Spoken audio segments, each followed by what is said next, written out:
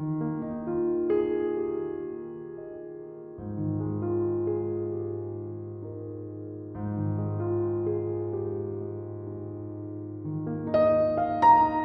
Everyone, good morning. কেমন আছেন আপনারা সবাই? আশা করছি সবাই খুব ভালো আছেন আর আমরাও বেশ ভালো আছি।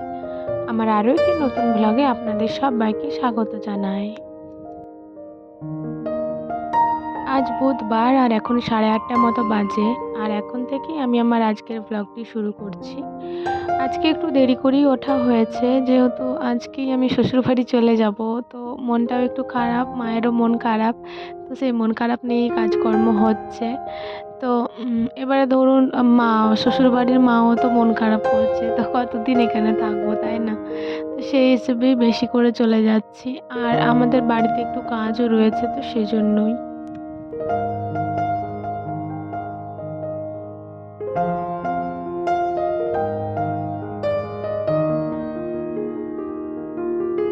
সকালে উঠে বিছানা ঝেড়ে নিয়েছি আর ঘরটাও ঝাড় দিয়ে নিয়েছি। তারপর রান্নাঘরের যে কাজকর্মগুলো ছিল, মানে রান্নাঘরটা ঝাড় দিয়ে গ্যাস কাউন্টার গ্যাস মুছে দিয়ে তারপর এই ধারের ঘর মুছতে এসেছি।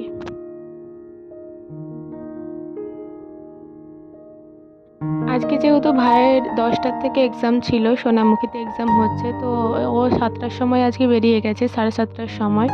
সকালে উঠে মা তাহলে ভাইয়ের জন্য ভাত রান্না করেছে। ভাই ভাত আলু ভাতে খেয়ে তারপর গেছে।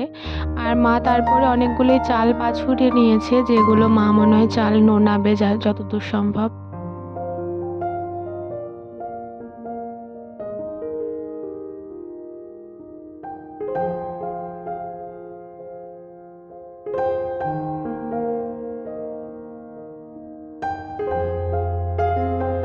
আজ সকালবেলাতে আকাশটা খুব একটা ভালো ছিল না, মেঘলা মেঘলাই ছিল। কিন্তু এই যে এই সময় খুবই রোদটা দিয়েছে ভালোই। তো এখন যেন রোদটা আবার সহ্য হচ্ছে না। শীতকালে রোদটা যেন কতই না মধুর লাগতো।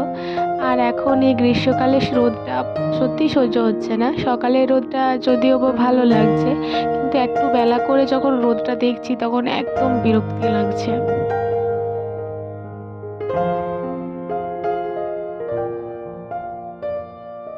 এখানে আমি আলু আর বেগুন কেটে নিয়েছি, যেগুলো সেদ্ধ করব। আমি আর মা খাবো, যেহেতু ভাই আজকে নেই, ভাই খেয়ে দিয়ে চলে গেছে।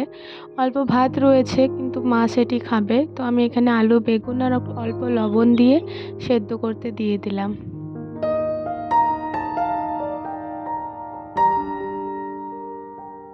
বেশ কিছুটা সময় পর আমার কিন্তু এতক্ষণ সকালের মুড়ি খাবারও খাওয়া হয়ে গেছে, যেগুলো আমি আর ভিডিও করিনি। আর এখন মা রান্না করছে, তো মা বলছে তাহলে তুই আচারটা একটু করে নে, আজকে বানাবো কুলের আচার।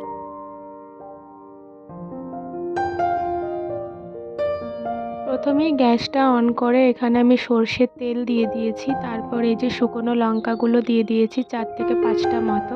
আর এখানে 4টে মতো এলাচ আর একটা দারুচিনি ভেঙে দিয়ে দিয়েছি। তারপরে এই মশলাগুলো ভালো করে খড়িয়ে নেব। তারপরে যে ভেজানো কুলগুলো ছিল সেই কুলগুলো দিয়ে দেব। আসলে কুলগুলো আমাদের একটু বেশিই শুকানো হয়ে গেছিলো, অনেক দিন ধরেই রোদে শুকাচ্ছিল, তো একটু টাইম লাগলো বটে। তো তারপর এগুলো ভালোভাবে নাড়াচাড়া করে বেশ কিছুক্ষণ, তারপরে 1 চামচ 1.5 চামচ মতো হলুদ আর 1.5 চামচ মতো লবণ দিয়ে দিয়েছি। লবণটা কিন্তু আমি পরে আবার একবার অ্যাড করেছিলাম। তারপর এটা ভালোভাবে নাড়াচাড়া করে ঢাকা দিয়ে রেখে দিয়েছিলাম। বেশ কিছুক্ষণ পরপর কিন্তু খুলে খুলে নাড়তেও হচ্ছিল, না হলে নিচেটা আবার লেগে যাওয়ার সম্ভাবনাও আছে। তো যখন ভালোভাবে কুলের থেকে হালকা হালকা গ্রেভি বের হবে, সেই মুহূর্তে এখানে জল দিয়ে দিতে হবে। তারপর আবার কিছুক্ষণ নাড়াচাড়া করে এটা ঢাকা দিয়ে রেখে দেব। আর এখানে আমি গুড়টা ভেঙে নিচ্ছি আর কি, নোড়াই করে। তো তারপরে গুড়টা দিতে হবে। এখন কিন্তু কুলটা বেশ গ্রেভি গ্রেভি হয়ে গেছে। আর এই মুহূর্তেই কুলটা দিতে হবে, এই মুহূর্তে গুড়টা দিতে হবে। গুড়টা দিলে আরও ভালো হবে আর গ্রেভিটা ভালো হবে। এই যে দেখুন গুড়টা এখন গলছে, খুবই ভালো লাগছে। একটু পরে যখন পুরোটাই গলে যাবে তখন একদম পুরো আচার আমার রেডি। আর এখানে আমি টেস্ট করার জন্য নিয়ে নিচ্ছি। এই মুহূর্তে কিন্তু আচারটা প্রায় হয়েই গেছে, আর কিছুক্ষণ ফুটিয়েই নামিয়ে নেব।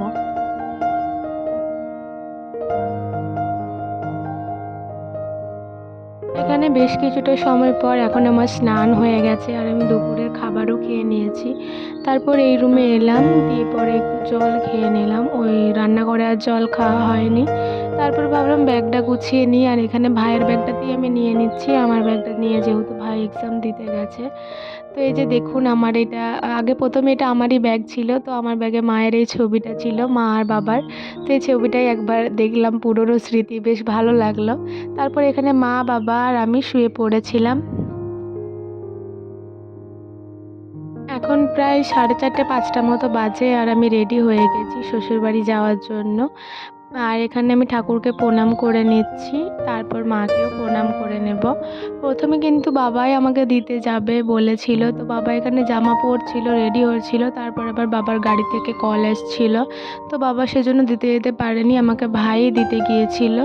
আর এখানে আমি চলেও এসেছি, রাস্তায় আর কোনো রকম ভিডিও শ্যুট করিনি যেহেতু একটু দেরি হয়ে গেছিলো, তো ভাই আবার ফেরত গেছে ঘরে।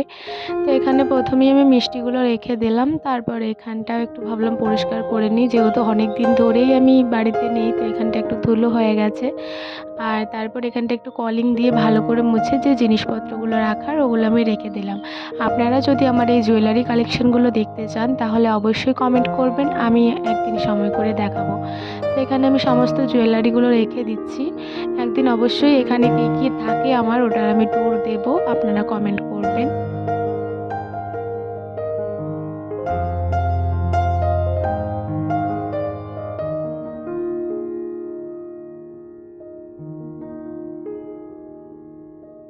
মায়ের জন্য মনটা খুবই খারাপ লাগছিল, আসার সময় মা খুবই মন খারাপ করছিল। তো এখানে মা আমাকে সিঁদুর দিয়েছে, যেহেতু বাপের বাড়ি থেকে যখনই আসি সিঁদুর দেয়, তো আমি বললাম প্রত্যেকবার কৌটো দিতে হবে না, এতগুলো কৌটো আছে আমার, তুমি একটা কাগজে মুড়ে দিয়ে দাও সিঁদুরটা। তো এখানে মা ওটাই করেছিল, আর ওই যে আলতাটাও রেখে দিলাম, তারপর সব কুড়িয়ে রেখে দিলাম। এখানটা কেমন লাগছে অবশ্যই জানাবেন। ফ্রিজের ওপরের কাপড়টা তো আমি যখন গিয়েছিলাম তখনই ভালো করে ঝেড়ে মুছে রেখে দিয়ে গেছিলাম, তো মা আরে তো আর এগুলো আর দেখে না, তো মা ঝাঁটপাট সবই করেন, তো এগুলো আর পারেন না। তো এগুলো আমি আবার ভাবলাম একটু ঝেড়ে মুছে পরিষ্কার করে নিই। মিষ্টুকে পড়াতে পড়াতেই আমি এইসব কাজগুলিও করছিলাম। তো এখানে সমস্ত জিনিসগুলি আমি ভালো করে এবার সাজিয়ে রেখে দিচ্ছি। এই যে গোলাপ ফুলটা দেখছেন, এটা আমার হাজব্যান্ড 4 মাস আগে যখন কাজে গিয়েছিল তখন দিয়ে গেছিলো, তো ওকে আমি বলেছিলাম তুমি যখন আসবে তখনও দেখবে ওই জায়গাতেই রয়েছে। আমার আজকের ব্লগটি আমি এখানেই শেষ করছি, ভালো লাগলে অবশ্যই লাইক কমেন্ট করবেন এবং সাবস্ক্রাইব করে আমার চ্যানেলটির পাশে থাকবেন। আবারও দেখা হবে।